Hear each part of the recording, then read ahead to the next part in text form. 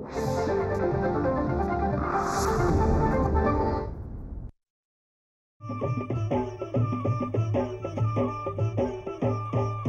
काळी आई धनधान्य देई, ही काळी आई धनधान्य देई.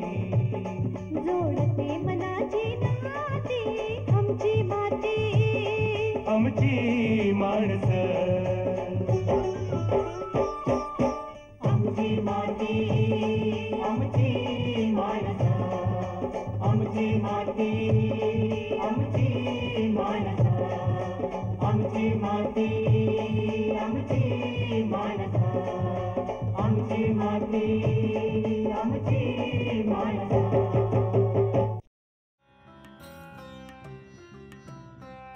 पुणे हे विद्येचं माहेरघर म्हणून ओळखलं जातं. पुणे जिल्हाही समृद्ध ऐतिहासिक आणि सांस्कृतिक वारसा लाभलेला जिल्हा म्हणून प्रसिद्ध आहे. याच पुणे जिल्ह्यातला जुन्नर तालुका निसर्गानं संपन्न असा प्रदेश. इथे शेती आणि शेतीशी संबंधित अनेक प्रकारचे प्रयोग करणारे शेतकरी राज्यातल्या अन्य भागातील लोकांसाठी प्रेरणादायी काम करत असतात. पशुपालन आणि पशुसंवर्धन करून नवा आदर्श घडवणारे शेतकरी रोहिदास डोके यांच्या यशाची कहाणी आजच्या भागात आपण पाहणार आहोत. जुन्नरला जाण्यासाठी आपण मुंबईहून नाशिकच्या दिशेनं प्रवास सुरू करतो. नाशिक महामार्गावर माळशेज घाटात निसर्गाच्या विलोभनीय आविष्कारानं मन प्रसन्न होतं. एका बाजूला थेट आकाशाशी स्पर्धा करणारे डोंगर आणि दुसऱ्या बाजूला खोल अथांग दरी. या मनमोहक दृश्याचा आनंद घेत आपण पुढचा प्रवास सुरू करतो. माळशेज घाट ओलांडून गेल्यानंतर आळेफाटा लागतो. जुन्नर तालुक्यातलं हे प्रमुख ठिकाण. इथे मोठा बाजार भरतो. आसपासच्या परिसरातून येणारा भाजीपाला आणि शेतमाल व्यापाराचं हे प्रमुख केंद्र आहे.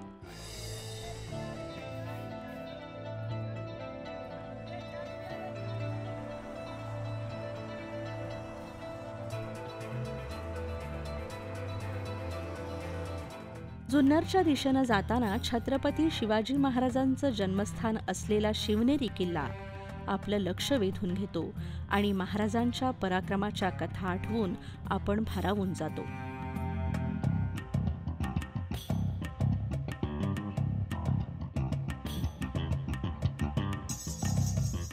अष्टविनायक देवस्थानांमधला प्रसिद्ध लेण्याद्री गणपतीही याच परिसरातला. इथे दर्शन घेऊन आपली गाडी आळेफाट्याच्या दिशेनं धावायला लागते. आळेफाटा या ठिकाणापासून 2 किलोमीटर अंतरावर आत असलेलं बोरी हे गाव वैशिष्ट्यपूर्ण आहे. गावाची लोकसंख्या आहे सुमारे 4,500. गावात प्रवेश केला की हिरवीगार शेतं, उसाचे मळे, बाजरीची पिकं डोलताना दिसतात. गाई म्हशींचं हंबरणं ऐकू येतं.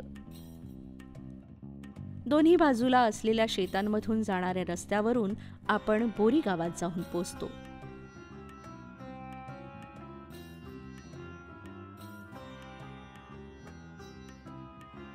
माणूस आणि पाळीव जनावरं यांची साथ खूप वर्षांपासूनची आहे. विशेषतः शेतकऱ्यांचं तर गुरांशी अगदी जिव्हाळ्याचं नातं असतं.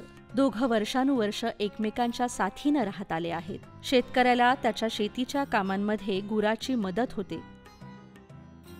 त्याच्या दुधापासून उत्पन्न मिळतं आणि गुरांनाही राहण्यासाठी हक्काचं घर, आपुलकीची माणसं मिळतात.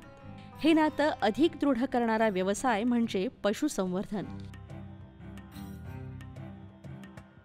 आळेफाटा या प्रमुख ठिकाणाहून आत वळतानाच एक मोठी दूध डेअरी आपल्याला दिसते. ही या भागातल्या अनेक स्थानिक व्यवसायांना उत्पन्नाचं साधन पुरवणारी आणि ग्राहकांची दूध आणि दुधाच्या पदार्थांची याच डेअरीला नियमितपणे दूध वितरित करणारे, दुग्ध व्यवसायात गेल्या काही वर्षात उत्तम कामगिरी करून बरीच बक्षिसं मिळवणारे शेतकरी आहेत रोहिदास डोके.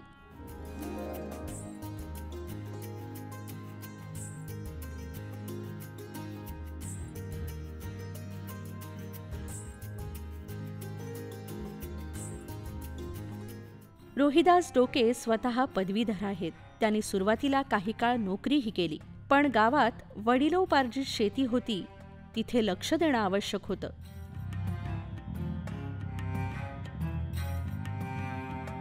वडिलांनी 1-2 गायी घेऊन ठेवल्या होत्या, त्यामुळे पूर्ण वेळ दुग्ध व्यवसायाकडे आणि शेताकडे लक्ष द्यावं असं त्यांनी ठरवून टाकलं.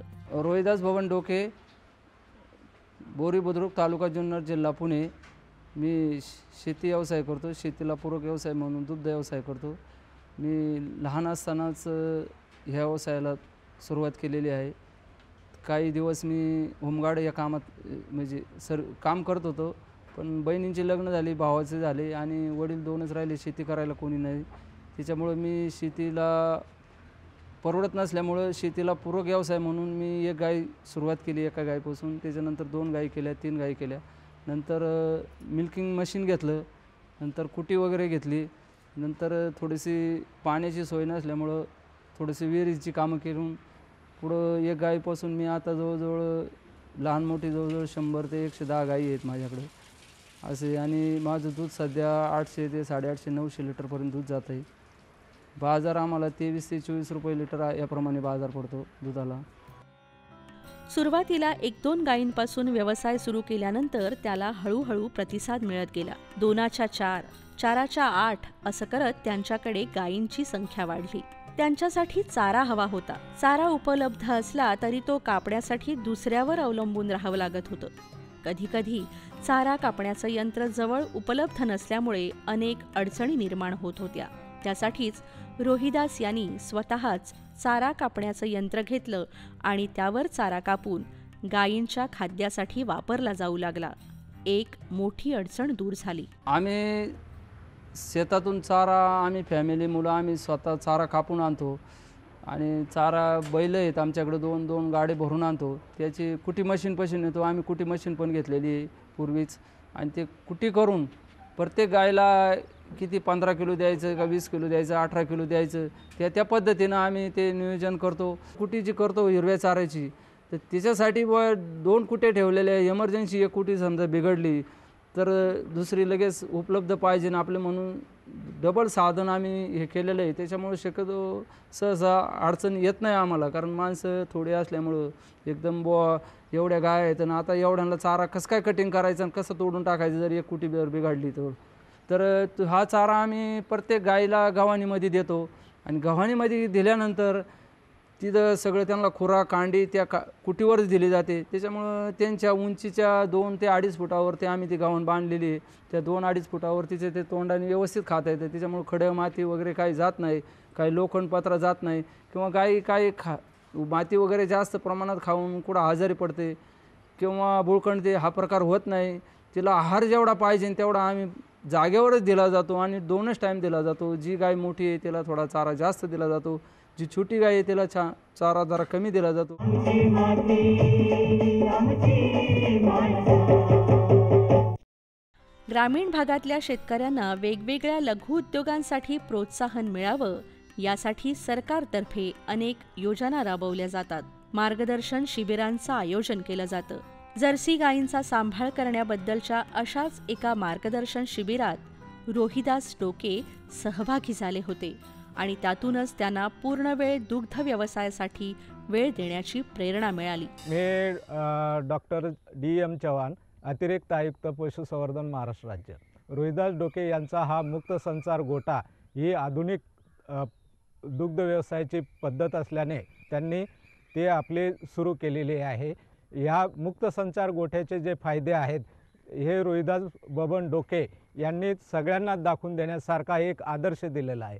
या मुक्त संचार गोठ्यामध्ये ही जनावरं जी आहेत ही जनावरं आतल्या गोठ्यात मुक्तपणे फिरतात आणि त्यांना ज्यावेळेस चारा हवा असेल चाऱ्यासाठी येतात, ज्यावेळेस पाणी हवे असेल त्यावेळेस पाण्यासाठी येतात आणि त्या फिरण्यामुळे त्यांचा एक व्यायामही होतो आणि याच्यामध्ये त्यांच्या रोगराईपासून होणारं जे संरक्षण आहे ते चांगल्या पद्धतीने होते. बंधूंनो, ह्या रोहिदास बबन डोके यांनी हा जो व्यवसाय सुरू केलेला आहे त्यांच्याकडे सर्वसाधारणपणे फक्त 2 ते 4 जनावरं होती. त्या 2 ते 4 जनावरांमध्ये त्यांनी एक कष्ट ओतून हा एवढा मोठा गोठा तयार केलेला आहे. ह्या गोठ्याचं जवळजवळ आज जनावरांची संख्या जी आहे ती 100 ते 125 झालेली आहे आणि ह्या 100 ते 125 जनावरांपासून त्यांना रोज 1000 लिटर दूध मिळते आहे। या व्यवसायातून त्यांना महिन्याकाठी 4 ते 5 लाख रुपये मिळतात आणि ह्या 5 ते 4 लाखामध्ये त्यांचा कुटुंबाचं जे आर्थिक संतुलन आहे ते चांगल्यापैकी राखलं जातं। ह्या व्यवसायामध्ये त्यांच्या कुटुंबातले सर्व सदस्य जे आहे, मुलगा असेल मुलगी असेल, त्यांच्या ते व्यवसायामध्ये सहभागी झालेले आहेत आणि ह्या व्यवसायामध्ये ते देखील मनाने आणि कष्टाने काम करत आहेत। त्यामुळे हा जो आदर्श आहे हा सगळ्यांसाठी घेण्यासारखा आहे आणि हा जर आदर्श जर घेतला तर आपल्याला नोकरीची गरज पडणार नाही। स्वतःची जमीन होतीच, तिथे चारा लागवड केली। आणखी ही जमीन विकत घेऊन तिथे वेगवेगळ्या प्रकारचं जनावरांसाठीचं गवत लावायला सुरुवात केली। त्याचा वापर ते आपल्याच गुरांसाठी करायला लागले। आता त्यांच्याकडे 100वर गायी आहेत। सुरुवातीला मोटरसायकलवरून केली जाणारी दूध वाहतूक आता टेम्पोच्या माध्यमातून केली जाते। आमचं स्वतःचं शेत असल्यामुळं आम्ही शेतात चारा करतो। विहिरीचं काम केलं ते पाणी वाढल्यामुळं आम्हाला चारा मुबलक शेतामध्ये पिकतो। तो चारा आम्ही शेतातून आणतो आणि शेतातून आणून त्याची कुटी वगैरे करून आम्ही ठराविक टायमिंगलाच त्या गायांना कुटी दिली जाते। ठराविक टायमिंगला दिल्यामुळं गायला मधला वेळ रवंत करायला वेळ भेटतो आणि रवंत करायला वेळ भेटल्यामुळं आम्हाला दूध पण वाढलं। पूर्वीच्यापेक्षा आता आमच्याकडे दुधाचं प्रमाण पण वाढलं। जवळजवळ 900 ते 1000 लिटर दूध डेली मी घालतो डेअरीला। आळे सहकारी दूध उत्पादक संस्था या डेअरीला मी दूध घालतो। त्याच्यापासून आम्हाला 15 दिवसाला पेमेंट मिळतं। तर आम्ही हे त्या पेमेंटमधून आमचं गोळी पेंड, मिल्क मोहर म्हणून गोदरेजचं खाद्य आणि थोडी मका पावडरसारखी हे खाद्य पण आम्ही गायांना वापरतो। त्याच्यामुळं आम्हाला दुधाचं हे कंटिन्यू सातत्य टिकून राहतं गाईचं। हा व्यवसाय आम्ही जवळजवळ 40 वर्षापासून करतोय। लहानपणापासूनच हा व्यवसाय करत आहोत। काही दशकांपूर्वी महाराष्ट्रात सहकार चळवळ रुजली आणि त्याचा ग्रामीण भागाला सर्वाधिक फायदा झाला। अनेक सहकारी संस्था निर्माण झाल्या आणि शेतकरी शेतीविषयक व्यवसाय करणाऱ्यांना रोजगार मिळाला। रोहिदास डोके यांच्या बोरी गावापासून 2 किलोमीटर अंतरावर असलेल्या आळे या मुख्य गावी 80च्या दशकात आळे सहकारी दूध डेअरी स्थापन झाली आणि परिसरातील दुग्ध व्यावसायिकांना त्याचा फायदा झाला। स्वतः डोके यांनाही त्यांचा दुधाचा व्यवसाय वाढवण्याची प्रेरणा मिळाली ती यामुळेच। मी भाऊ भुजबळ, आळे संतवाडी आणि कोळवाडी आळे सहकारी दूध संस्थेचा चेअरमन। आमचा डेलीचा 20 ते 25 हजार लिटरचं संकलन असून किमान वर्षाला आमचं 75 ते 80 कोटी रुपयाचा टर्नओव्हर आहे आणि एकंदरीत सर्व गावड्यांच्या दृष्टीने आणि शेतकऱ्यांचा जो पूरक व्यवसाय आहे, शेतकऱ्यांना त्याच्यापासून जो फायदा मिळतो अशा दृष्टीने आम्ही या ठिकाणी नेहमी प्रयत्न करतो। माझ्या समवेत या ठिकाणी माझे सर्व सहकारी मित्र पण आहेत की जे आम्ही संचालक म्हणून या ठिकाणी काम करतो। सर्वांचं धोरण एकच असतं की जेणेकरून गावड्यांचा फायदा कशा पद्धतीने होईल यावर आमचं पूर्णपणे फोकस असतो। हा व्यवसाय करत असताना गावड्यांना जास्तीत जास्त दुधाचा कसा मोबदला देता येईल या दृष्टीने आम्ही कायम प्रयत्न करतो। स्वतः डोके यांनी काही वर्ष नोकरी केली, काही वर्ष शेतीचा व्यवसाय केला, पण त्यांच्या भागात कायमस्वरूपी पाण्याची टंचाई होती। शेतीपेक्षा आपण दुधाच्या व्यवसायाकडे जास्त लक्ष देऊ शकतो आणि त्यातून जास्त रोजगार मिळू शकतो हे त्यांच्या वेळीच लक्षात आलं आणि त्यानुसार त्यांनी पुढची पावलं टाकली। या त्यांच्या दूरदृष्टीला सरकारी योजनांची साथ मिळाली आणि सरकारकडून व्यवसायासाठी योग्य मार्गदर्शनही मिळालं।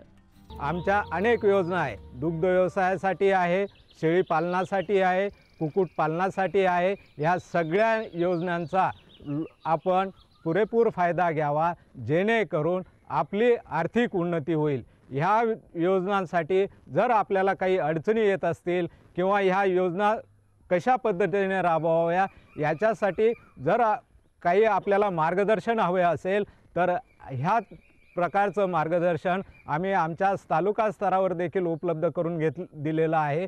तालुका स्तरावर पशुधन विकास अधिकारी विस्तार असतात। त्या विस्तार अधिकाऱ्यांना जर आपण भेटला तर आपल्याला पशुसंवर्धनाच्या योजनाचा फायदा घेणं आणि त्याचा लाभ घेणं सोयीचं जाईल. आमची माती आमची माणसं. ग्रामीण भागात शुद्ध हवा, विहिरीचं पाणी, उत्तम दर्जाचं अन्न आणि भाज्या सहज उपलब्ध होतात. उत्तम दर्जाचं अन्न चुलीवर शिजतं आणि आरोग्यासाठीही ते अत्यंत उपयुक्त असतं. दिवसभराच्या मेहनतीनंतर संध्याकाळी दमून भागून घरी आल्यावर हे उत्तम दर्जाचं जेवण करताना मनाला वेगळाच आनंद मिळतो. शहरात भरपूर पैसे खर्च करूनही खरेदी न करता येणारं हे सुख गावागावांमध्ये अतिशय सहज आणि भरपूर प्रमाणात उपलब्ध होतं. बोरी गावात विकासाच्या अनेक योजनाही ग्रामपंचायतीच्या माध्यमातून सुरू करण्यात आल्या आहेत. ग्रामपंचायतीचे सदस्य गावाच्या विकासासाठी आणि ग्रामस्थांच्या अडचणी दूर करण्यासाठी कायम दक्ष असतात. शेतकऱ्यांना अनेक सरकारी योजनांचा लाभ मिळवून देण्यासाठी त्यांची नेहमीच मदत होते. आठवडे बाजार हा आठवड्यातून एक दिवस रविवार या दिवशी असतो. रविवारी हा सकाळी 8 वाजता चालू होणारा बाजार 12 वाजेपर्यंत चालू असतो आणि म्हणजे आठवड्यातून एक दिवसाची जी आपली सर्वसामान्यांची जी गरज भागवायचं काम आहे त्या बाजाराच्या माध्यमातून केलं जातं. आणि तसंच या बोरी गावामध्ये विशेष करून महाराष्ट्र शासनाने म्हणा, आपल्या पंचायत समिती, जिल्हा परिषद या सर्वांच्या वतीने ग्रामपंचायतच्या माध्यमातून स्थानिक स्वराज्य संस्थेला येणारा निधी, त्या निधीचा उपयोग हा विकास कामांसाठी केला जातो. त्याच्यामध्ये आपले रस्ते असतील, लाईट असतील, पाणी असेल आणि सर्वसाधारण ज्या आपल्या सर्वसामान्य लोकांच्या ज्या गरजा आहेत त्याही भागवल्या जातात. गावातील देवळांमध्ये होणारं भजन हे महाराष्ट्राच्या ग्रामीण भागाचं वैशिष्ट्य. आपल्या राज्याला भजनाची अनेक वर्षांची परंपरा आहे. यातून परमेश्वराची आराधना केली जाते, मनोरंजनही होतं. गावातले लोक एकत्र येऊन नित्यनेमाने या भजनाचा आनंद घेतात.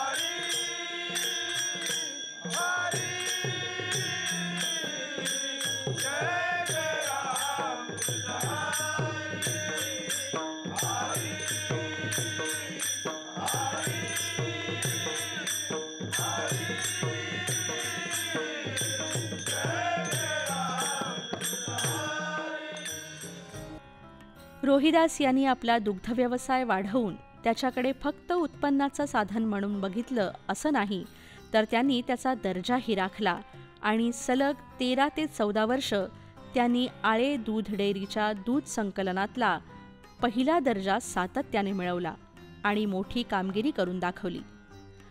आजही तालुक्यातून होणाऱ्या दूध संकलनात त्यांच्याकडच्या दुधाचा मोठा म्हणजे सुमारे 16 ते 17 हजार लिटर दुधाचा वाटा असतो. दूध विकण्यासाठी डेअरी जवळ आहे, पण दुधावर प्रक्रिया करणारे उद्योगही ग्रामीण भागात सुरू व्हायला हवेत. दूध पोहोचवण्यासाठी वाहतूक व्यवस्था सुधारायला हवी असं डोके यांना वाटतं. त्यासाठी ते स्वतःसुद्धा वेगवेगळ्या पद्धतीने प्रयत्न करत राहतात. ग्रामीण भागातल्या युवकांनी नैसर्गिक साधनसंपत्तीतून उत्पन्नाचे वेगवेगळे मार्ग शोधले आणि मेहनत घेतली तर त्यांचं भवितव्य उज्ज्वल आहे असा त्यांचा विश्वास आहे. हा व्यवसाय करीत असताना आम्हाला पूर्वीपेक्षा आता भरपूर असं उत्पन्न मिळतं. आज मुलं आहेत त्यांना सांगत असतं बुवा आता सर्व्हिसला जायचं 10-20 हजार रुपये पगार करायचा, गुलामगिरी करायची, तर त्याच्यापेक्षा आपला हा व्यवसाय हा जर वाढवला आणखी आणि आधुनिक पद्धतीने जर केला, अजून टेक्नॉलॉजी जर वापरली, तर आज आपण वर्षाला महिन्याला 1.5-2 लाख रुपये आरामशीर मिळू शकतो. फक्त एक करण्याची जिद्द ठेवावी, केल्यानंतर सर्व काय होतं. आणि हा व्यवसाय सांभाळत असताना तर एकदम बारकाईने लक्ष ठेवलं पाहिजे. जसं लहान मुलाला आपण वेळेत पाणी देतो, खाद्य देतो किंवा काय पाहिजे का रडतं, तसं हा व्यवसाय करत असताना ही गाय रवंथ का करत नाही किंवा तिला कुठे का खाली नाही, तर बारकाईने जर लक्ष दिलं आपण 100%, तर ह्या व्यवसायात आपण सहसलवात जाऊ शकत नाही. जसं आपण दवाखान्यामध्ये जर 15-20 लोक पेशंट असतात, त्यांना जसं माणूस असतं तपासायला बुवा का 2-2 तासांनी, तसं ह्या गाई कुठे वेळेला झालेली असते, एखादी कॅल्शियम डाऊन होतो किंवा एखादी आजारी असते. तर अशा वेळेला आपण जेवढं बारीक लक्ष ठेवशाल ह्या व्यवसायात, तेवढं आपण फायदेशीर ठरलं जातो असं आहे व्यवसायामध्ये. तेव्हा हा जर तरुण पिढीनं जर हा व्यवसाय केला तर लोकांची गुलामगिरी करण्यापेक्षा स्वतःचा बिझनेस जर असा केला, होऊ द्या काही दिवस नफा तोटा असतो, एखाद्या गोष्टीत 2 वर्ष तोटा होतो, पण तुम्ही जर एखाद्या गोष्टीला सातत्य जर टिकून ठेवलं तर ते नक्कीच आपल्याला यश येतंच. 2 गायींपासून 100 गायींपर्यंतचा दुग्ध व्यवसायाचा मोठा टप्पा गाठणारे रोहिदास डोके आज त्यांच्या कामगिरीबद्दल समाधानी आहेत. त्यांचा पाहुणचार घेऊन आणि त्यांच्याकडून प्रेरणा घेऊन आपण निघूया पुढच्या प्रवासाला. पुढच्या भागात आणखी एका यशस्वी कृषी व्यावसायिकाशी भेट घेऊया.